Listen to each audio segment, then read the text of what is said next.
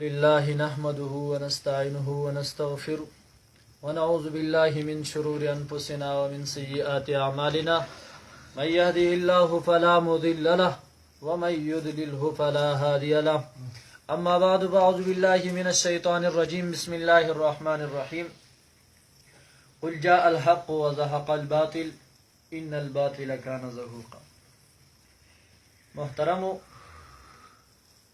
تقریبا د یوې هفتې نه یو سوشل میډیا یو پیج دی اسی ځان لا نوم ایښو دی نوجوانان احناف، خو نوجوانان احناف نه دي، نوجوانان لونډان دي.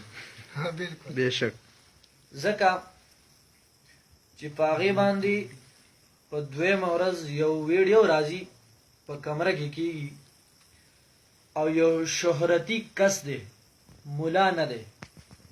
ځکه چې مولا ورته ویل هم دا ماته ناانصافه خبره ښکاري، مولا ورته نه شو ویلی، خو بهر حال یو شهرتي کس دی چې هغه زموږ د اشاعت التوحید و سنه عالمانو پسې ډېر بېهوده الفاظ استعمالی.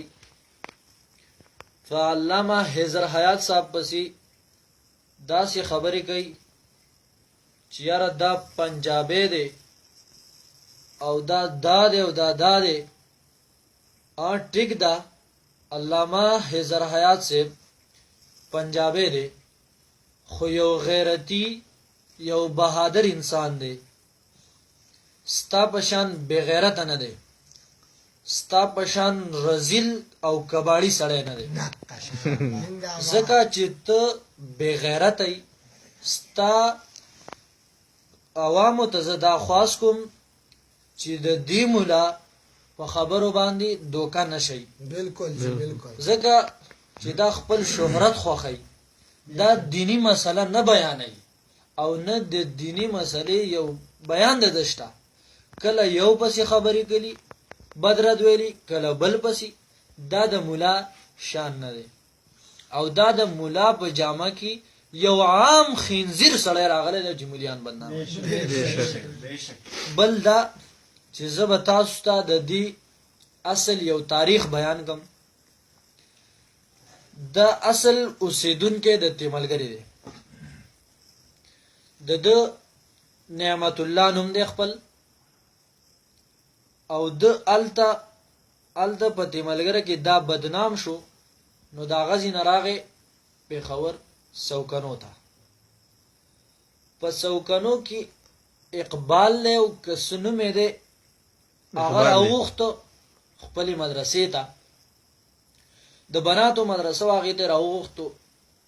نو ده په هغه مدرسه کې د زنانو سره لیڼ وه،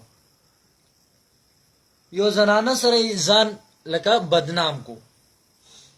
نو په هغې باندې دا د سوکنو نه ویستلی شو. بالکل جی بالکل. که مولای نو مولا داسې حرکت نه کوي او نه داسې کارګردګي د هغی.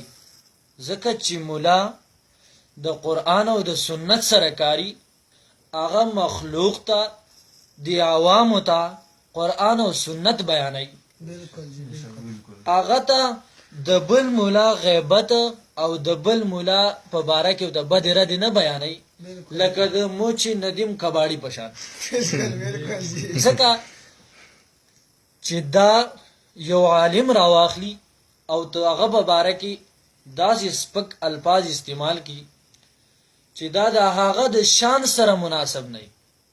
علامه حیدر حیات صاحب ته دا وایي چې ما علامه حیدر حیات صاحب ته چیلنج ورکو، دا تیار نه شو، بلکې دا خبره ستا دروغ ده.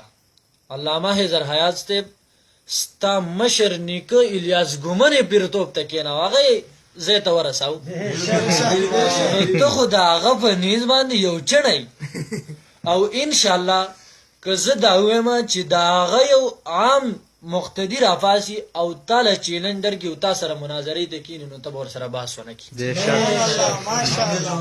دویمه دا خبره چې تا په علامه مفتی محمد منیر شاکر صاحب پسې خبرې کړې دي او دروغ دی ویلي چې دا کذاب دی هغه ته دا داسې د کذب نسبت ورکړی ته په الف لام سره کذاب یې ځکه چې تا ویل چې مفتی منیر شاکر فرض مونځ نه کوي اوس چې تا کومه ویډیو نن کړې ده په پیج باندې موږ واورېده پای کې جمع ولاړه ده او ته بار خبرې کې بالکل جی د بالکل احنافو فنیز دا مسله ده چې کله فرض مونځ جمع ولاړی نو سنت نه کیږي او جمع ولاړه ده او ته بار پردي غیبتونه کې نو ته ځان ته مولا وې او د بل مولا غیبت بیانې په داسې حال کې مفتی منیر شاکر دا یو پرهیزګار انسان دی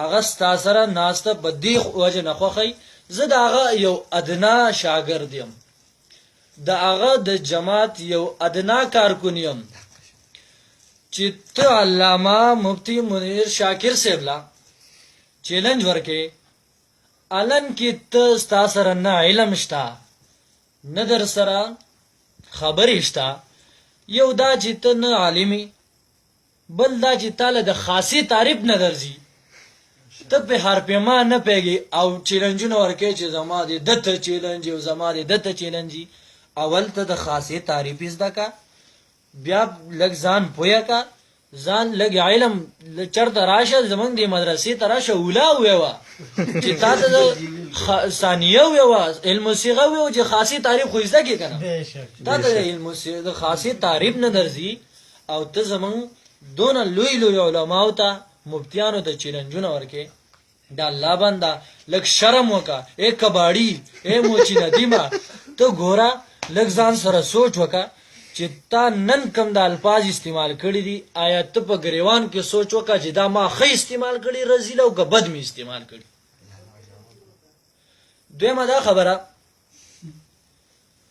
چې ته په هر میدان کې لاجوابه پاتې شوی بالکل جی بالکل تا په کامبټ کې د اهل حدیثو سره مناظره به هغې نه متختی دي هغه خو لا بېله خبره په سواد کې د چیلنج ورکو بیا د ټینګې نه وې په غارونو کې پټې دي او د شپې شپې پېښور دغه ته راورسېدې پېښور ته دویم دی بیا غول وکړه په اسلام آباد ترنول کې دی چیلنج ورکو هلته بیا وتښتې دی حجرې ته لاړې بیا لا دا دروغ هم وکړي چې زما استقبال شوی دی د مماتیانو خلاف چغې والی